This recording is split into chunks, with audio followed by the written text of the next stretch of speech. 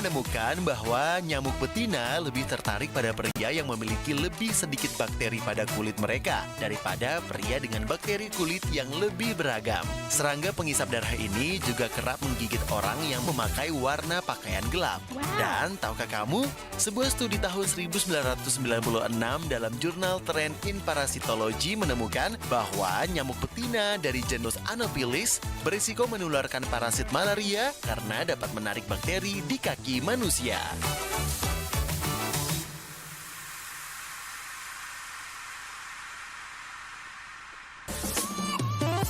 Halo guys, welcome to my channel. Kali ini aku mau ngetes anak-anak zaman now nih. Check it out.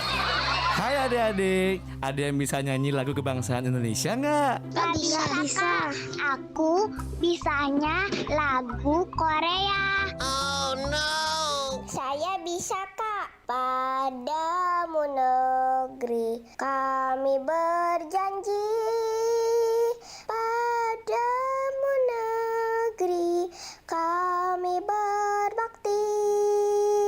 Padamu negeri kami mengabdi.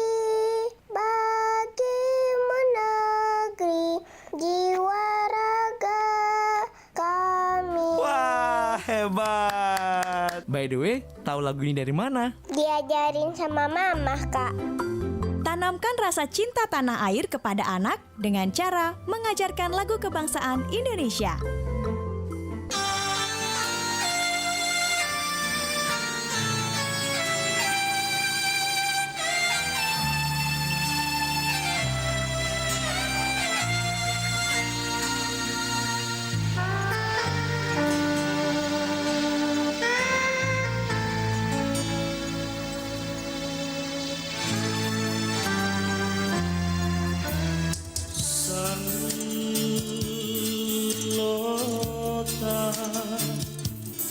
Sile korang mange-mange anerino lumati brimamo lintang paling uki kalenu mangerianja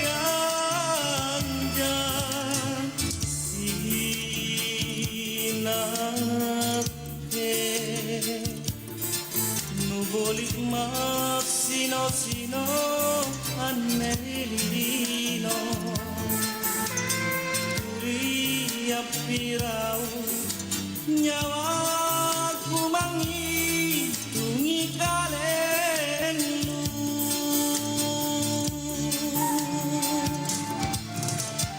pun aku toa jerak rumahmu luar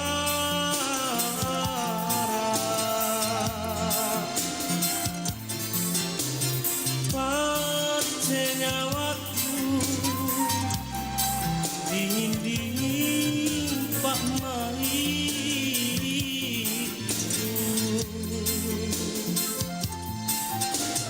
jerakmu mami kurang kamesangmu na tumpai jene mata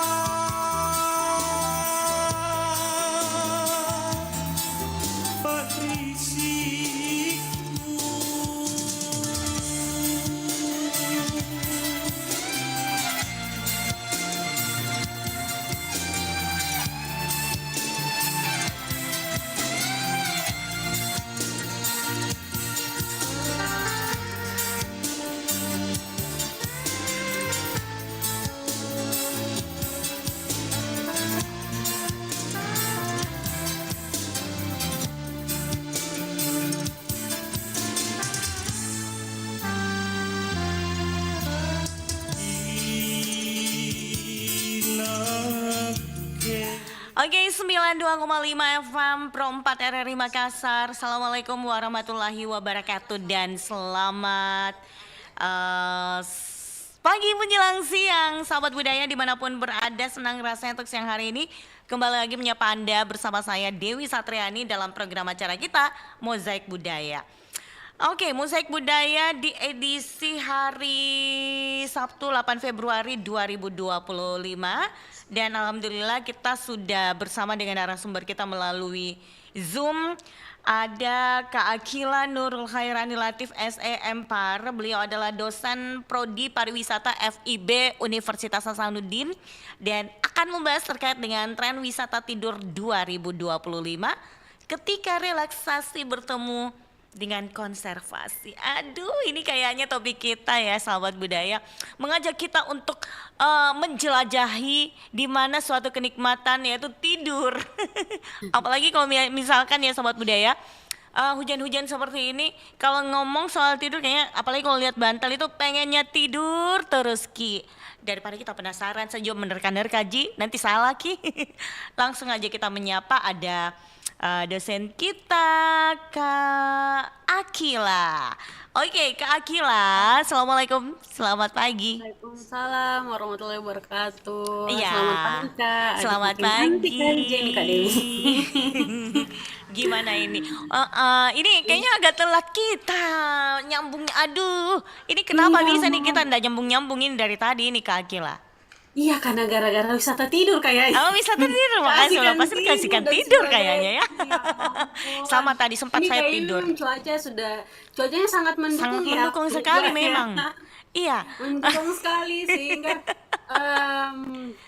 Untuk sebenarnya saya awalnya mau ke relaksasi. studio, Iya, cuman ya. tapi jangan-jangan kita ketiduran juga jadi ndak ke studio. Aduh, iya pas mau ke Canda studio. tidur. Aduh, enaknya di bantal. Enak ya. Iya, saya makanya di sini saya agak-agak mau tidur juga. Ya karena di sini ada bantal di dekat saya. Kalau sudah lihat bantal itu kayaknya mau udah tidur terus, Mak. Ya, sudah siaran langsung.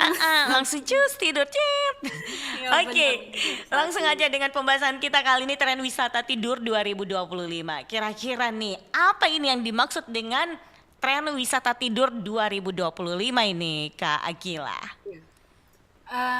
Sebenarnya ini ya itulah namanya pariwisata ya. Semua bisa dikasih jadi pariwisata. Wisata apa jadi wisata lagi. Nah, ini Iya, adalah iya. salah satu sebenarnya bukan tren, ini istilahnya baru. Trennya baru, cuman memang istilahnya ini sebenarnya sudah dipakai lah untuk beberapa tahun yang lampau gitu kan. Karena memang wisata itu kan salah satu tujuannya itu bagaimana kita bisa menghasilkan relaksasi, bisa menghasilkan kita bisa bersemangat kembali. Iya. Sehat kembali. Makanya biasanya tuh kadang-kadang adalah muncul healing. Healing kan itu asalnya penyembuhan. Dalam artian kenapa sekarang trennya wisata tidur, karena memang sekarang orang dengan tingkat stres yang tinggi. Sekarang itu sebanyak orang stres. Iya, benar. Tinggi, terus kemudian sehingga orang burn out atau mungkin overtime untuk bekerja, terus akhirnya mereka tidur di rumah itu tidak nyenyak lagi, sampai kadang-kadang orang minum pil dan sebagainya. Nah, inilah lagi digeser nih, bagaimana orang bisa pergi sejenak hanya untuk tidur, tapi dalam artinya hanya untuk tidur itu bukan berarti kita memindahkan ranjang kita ke ranjang yang lain gitu, tapi Iya. lebih pada kita mengganti suasananya. Makanya di sini ada konservasi. Di sini di Bali itu sebenarnya kalau di Bali itu sudah lama sih, sudah 2020 pas COVID pun tinggi tuh sebenarnya. Cuman trennya ini baru saya baca ini istilah sleep tourism. Waktu dulu kan kita istilahnya minat khusus, dalam artinya dia orang memang mau berpergian di suatu tempat, tapi di kawasan yang istilahnya orang tidak ketahui sehingga tidak bisa dijangkau, akhirnya mereka bisa betul-betul relax untuk berlibur. Iya. Termasuk juga kawasannya itu tidak ada yang tahu, dan Tidak ada itu yang sebenarnya tahu. sudah dikembangkan di Bali. Beberapa resort di Bali itu sudah mengembangkan Di Bali itu. sudah ada gitu ya. Sudah ada. Beberapa teman sudah pernah ke sana, dan mereka selalu bilang kami tuh sangat dilarang untuk menyebutkan lokasi dan sebagainya. Itu yang Oh, karena itu se-eksklusif itu. iya iya iya Dan iya. kadang-kadang ada artis-artis luar negeri juga yang Mm-mm. istilahnya pengen healing istilahnya tapi Iya tidak betul. mau banyak orang. Jadi memang Heeh. ini tren ini adalah sleep tourism ini memang dia eksklusif. Iya iya iya Dan iya iya iya. hanya untuk tidur ya dalam artian Mm-mm. memang karena ternyata banyak orang yang akhirnya jantung atau ada beberapa mengalami penyakit-penyakit yang kronis itu karena salah satunya karena faktor tidur. Iya betul ya ya faktor Nah, tidur ya. itu yang lagi dikembangkan sekarang trennya pariwisata. Bagaimana kita menggait wisata-wisata Mm-mm. apa wisatawan eksklusif untuk bisa berkunjung ke Indonesia di Heeh. Bali dan di beberapa tempat yang lain. Diharapkan mereka juga bisa mendapatkan sleep tourism ini kayak Mm, gitu. mm, mm, mm, mm. Iya, jadi kira-kira ini kalau yang dimaksud dengan wisata relaksasi sendiri seperti apa wisata relaksasi? Bisa ini sebenarnya tujuannya untuk relaksasi. Oh, Jadi makanya tujuannya untuk relaksasi ya. ya untuk relaksasi, tapi Heeh. kenapa di situ disinggung relaksasi dan konservasi? Karena memang kawasan-kawasan itu umumnya kawasan-kawasan konservasi. Mm-mm. Karena kalau kawasan konservasi biasanya kan kayak Mm-mm. pertama dia sangat tertutup dalam artian tidak sembarang orang bisa masuk. Terus Mm-mm. yang kedua pemandangannya pun pasti lebih indah karena itu dikonserv, Mm-mm. dilindungi sehingga memang budgetingnya itu memang mahal dan Mm-mm. itu bukan tren wisata massal kayak gitu. Mm-mm. Mm-mm. Mm-mm. Sehingga orang diharapkan bisa orang ke sana memang orang yang memang membutuhkan tidur nyaman, jadi dari suasananya juga, dari Mm-mm. tempat tidurnya juga. Makanya itu dia eksklusif karena dan beberapa tempat itu mereka mengontrol terkait dengan detak jantung dan sebagainya. Apakah itu benar rileks dan sebagainya. Itu tuh yang menjadi plus dari wisata sleep ini. Kayak gitu. Ya, ya, ya. Oke, kalau wisata konservasi sendiri itu bagaimana dengan penjelasan kalau wisata konservasi? Kalau konservasi itu Mm-mm. maksudnya kawasan yang Mm-mm. dilindungi. Oh, Jadi kawasan yang misal kayak dilindungi. Mm-mm. Jadi wisata tidur ini biasanya memang menyasar lokasi-lokasi yang dapat apa? Yang dapat Mm-mm. kawasan-kawasan yang tertutup yang terlindungi. Jadi memang karena kan memang kawasan konservasi itu biasanya kawasan yang alamnya itu indah ya. Mm-mm. Mm-mm. Pemandangannya indah, landscape-nya, bentangan alamnya itu bisa memanjakan mata, akhirnya membawa kita rileks. Begitu juga dengan suasananya, udaranya itu kan juga mengandung relaksasi yang diupayakan bagaimana kita bisa tidur lebih nyenyak kayak gitu. Jadi kalau biasanya ini bagi orang-orang yang pekerja yang memang eh, sangat sangat membutuhkan waktu tidur tapi kalau di rumah itu kadang-kadang gelisah atau mungkin kadang-kadang selalu walaupun malam selalu dikontak karena ada urusan dan sebagainya. Nah, inilah yang dikemas menjadi sleep tourism ini biar pekerja-pekerja ini bisa bisa benar-benar pure bisa beristirahat tanpa diketahui orang, tanpa tanpa diganggu orang. Itu sebenarnya permintaan juga, tanpa diganggu orang dengan fasilitas yang nyaman, yang Iya. sangat nyaman. Mm-mm. Dia itu kayak fasilitasnya biasanya kalau di Bali itu saya lihat dia itu kayak homestay tapi Mm-mm. dia ada kolam renangnya juga. Jadi Iya, benar-benar betul-betul kayak bikin nyaman gitu Instagramable ya. juga. Benar-benar Heeh. bikin nyaman, cuman memang lokasinya tidak boleh dikasih tahu karena itu menjaga privasi dan itu Mm-mm. biasanya mereka istilahnya bookingnya juga pun mengantri. Mm-mm. Karena kan mereka cuman mungkin punya beberapa satu dua titik atau ya ndak bukan kayak hotel yang banyak kamarnya. Ini Iya. kayak betul-betul homestay satu rumah yang betul-betul mereka bisa pakai untuk semalam atau Mm-mm. beberapa malam di kawasan itu dan memang tidak ada orang selain mereka dan petugasnya tentunya. Iya, iya, Gitu iya, saja. iya, iya. Oke, nah kalau berbicara tentang apa ya tren wisata tidur ini, mengapa tren wisata tidur ketika relaksasi bertemu konservasi ini menjadi pilihan di tahun 2025 begitu, Kak? Ya kan, ya betul karena memang sepertinya ya tren tren orang apa pekerja apalagi kita sudah mengenal apa berbagai teknologi yang membuat kita istilahnya kita nggak bisa lepas kalau dari kita nggak bisa lepas dari handphone misal. Pekerjaan pun bisa dikontak sampai malam pun bisa juga nelpon pekerjaan sehingga eh, tren orang stres, tren orang apa penyakit mental dan sebagainya itu semakin tinggi. Iya. Dan salah satu solusi yang dihadirkan itu ternyata ya dengan tidur yang lebih nyenyak kayak gitu. Ternyata dan sekarang memang kalau kita tidur di atas apa di atas 7 jam saja itu sudah dengan kualitas yang tinggi ya dalam Iya. artian tidur nyenyak itu sudah bahagia banget Bahagia sebenarnya karena sekali, memang Mi. Betul. Saya tuh iya kalau tidur di betul atas kan 7 jam itu, Kak, terus tidak ada dan gangguan nyenyak apapun itu, iya benar kayak bahagia sekali, Kak. Tapi coba iya Mi, kalau benar umpamanya kita berusaha tidur 7 jam, terus ada gangguan yang ini, misalkan ada keribut-ributan di sekitar kita. Nah itu kayak belum lengkap Ki kebahagiaanku.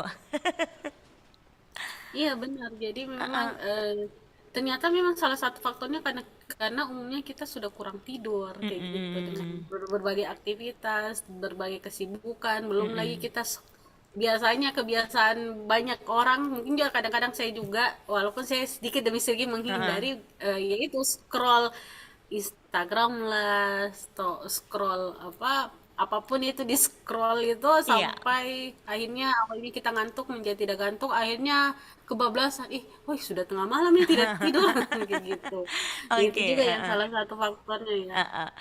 Oke, jadi salah satu faktor yang tadi juga itu. Nah, kira-kira faktor apa lagi nih yang mempengaruhi tren wisata tidur 2025 ini, Kak Akila?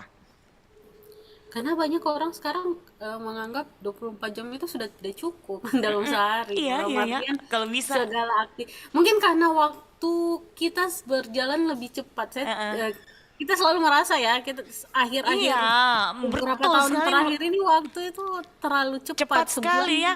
Kalau bisa iya ditambah 5 jam bisa lah. Berarti bukan iya 24 jam, 29 jam. iya saya pernah coba ya dalam artian pernah ada satu kesempatan saya Iya. betul-betul ingin merasakan waktu di apa untuk cuma scroll sosial media cukup nggak sih untuk sehari dan ternyata kurang Kurang ya gara-gara scroll. iya Ini dalam artian gara-gara scroll yang namanya media sosial. iya padahal kita nggak komen juga Nggak, ya kan? iya. Kita nggak komen juga Cuman nggak post sesuatu juga kita Cuman cuma memang baca pengen atau lihat lihat aja video media sosial ya.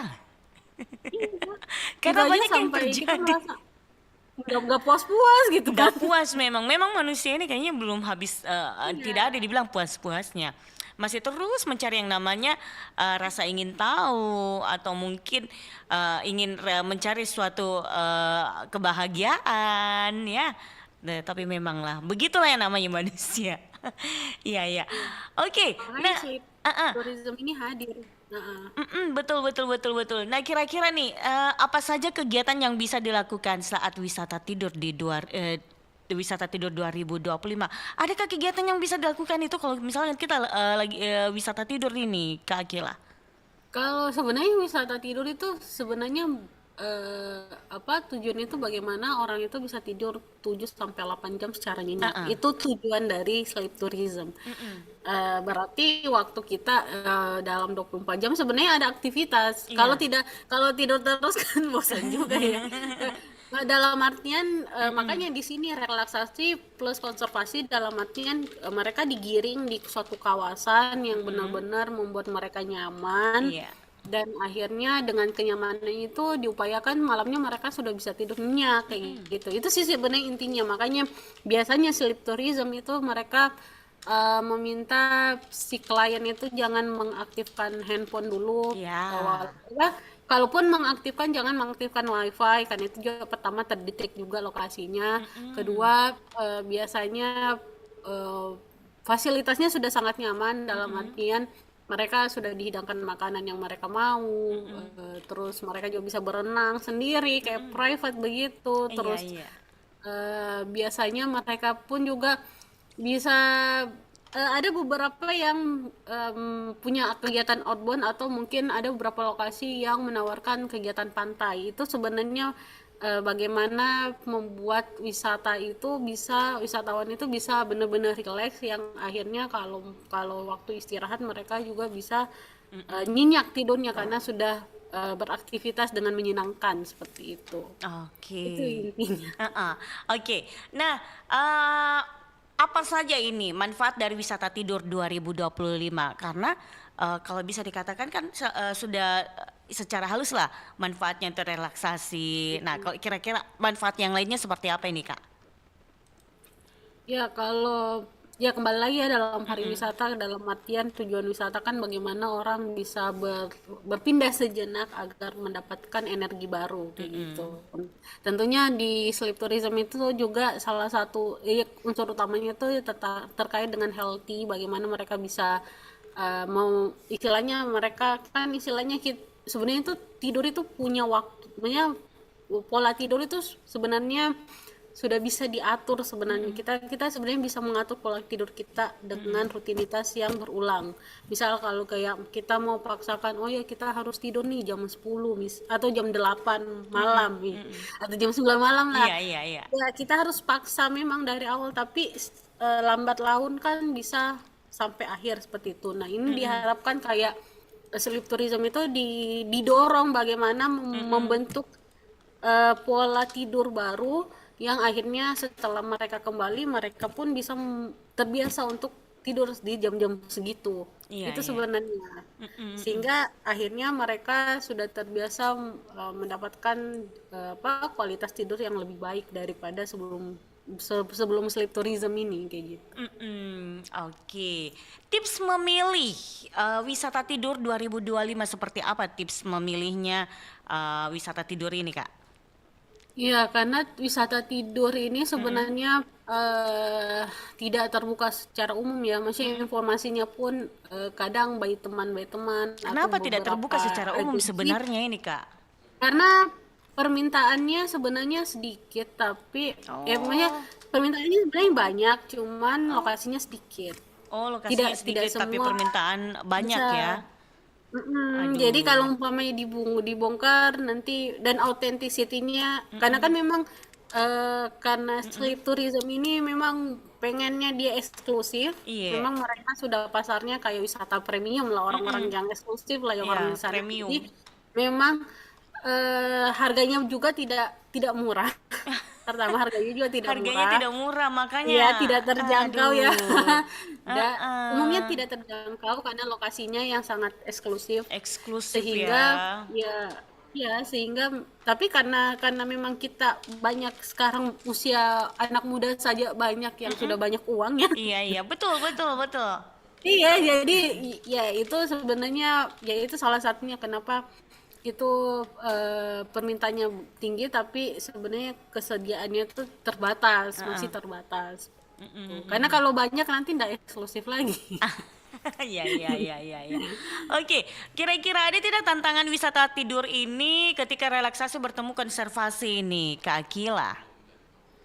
Ya, kalau tantangan sebenarnya bagaimana ya itu pertama, karena kan ini trennya itu sebenarnya dia berjalan smooth, dalam artian dia bukan tren musiman yang langsung booming kayak gitu. Dan nah kalau dia berjalan smooth berarti dia selalu cenderung selalu ada pasar-pasarnya. Hanya saja memang untuk maintenance kawasan tersebut itu memang benar-benar harus di maintenance, karena memang kawasannya memang cukup konservatif, tapi jangan sampai merusak yang lain kayak gitu. Itu kan sebenarnya tantangan dari pariwisata, bagaimana kawasan itu dibuka, tapi kadang-kadang ya kita nggak bisa mengukur perilaku wisatawan ya, ada yang sadar dengan lingkungan, ada yang kurang sadar, dan kita itu resiko dari pengelola. Bagaimana mereka meminimalisir resiko itu yang perlu diperhatikan. Oke, siap. Nah, bagaimana solusinya ini Kak kalau menurut Kak? Solusi menghadapi tantangan wisata tidur ketika relaksasi bertemu konservasi, seperti apa ini solusinya? Iya, kalau solusi sebenarnya karena emang tidak ada masalah ya. Maksudnya dalam artian tidak bukan masalah besar, karena kan memang ini diketahui pelaksanaannya pun mereka pasti melakukan hal-hal keberlanjutan, karena kalau tidak berlanjut mereka pun akan rugi.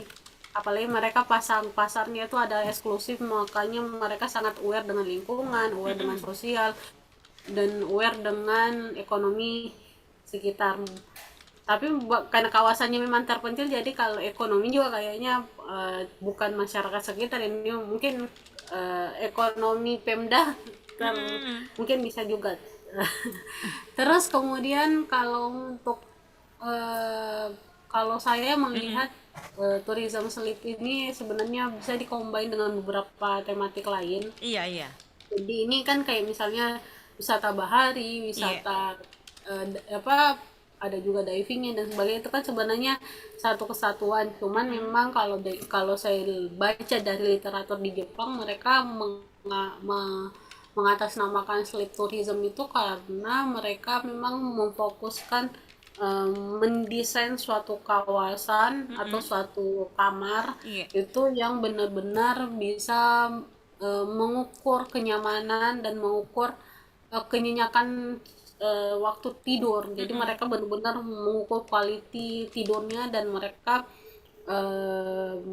istilahnya mereka kebutuhan tidurnya tuh bisa terpenuhi di situ, dan itu biasanya bukan sehari 2 hari kayak gitu. Itu yang kalau di luar itu di Inggris pun begitu, ada sebuah hotel yang memang mereka ke sana terus paling bukan untuk sehari 2 hari, kan kalau hotel kan umumnya untuk tidur, Iya, benar. untuk dan lanjut aktivitas. Kali ini benar-benar itu hotel untuk memang bagaimana mengajarkan orang bagaimana bisa tidur nyenyak Iya. dalam beberapa hari sampai pola tidurnya itu teratur, sehingga mereka bisa pulang dengan pola tidur yang baru gitu. Itu sih yang menjadi uniknya di sleep tourism ini. Tapi kalau masih di Indonesia itu sebatas mereka memberikan pelayanan privasi terkait dengan kawasan yang nyaman, sehingga orang bisa merasa rileks dan diupayakan bisa tidur lebih nyenyak gitu.